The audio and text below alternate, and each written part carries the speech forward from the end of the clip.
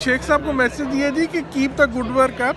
मैंने first time तो I saw the clips on जो वायरल हुए हैं, बट देन आई सेड कि लेट मी एक्सप्लोर मोर। तो यूट्यूब पे जाके मैंने फिर 2 आवर और 58 मिनट वाली जो है उसको मार्क किया, और I have seen half of it and I definitely plan to see all of it, you know. नहीं, इट्स वेरी इंप्रेसिव माशाल्लाह जी, knowledge wise he is very. और मैं तो कम्युनिकेशन वगैरह जो है उसका जो है मैं बच्चों को पढ़ाता भी हूँ। अच्छा। तो ही इज़ वेरी कन्विंसिंग स्टाइल जो है ना, मुझे ज़्यादा अच्छा माशाल्लाह उसमें लगा था कि जो हम लोग कहते हैं कि फर्म जो कोई भी आपने कहना विद बिलीफ एंड फेथ कहें।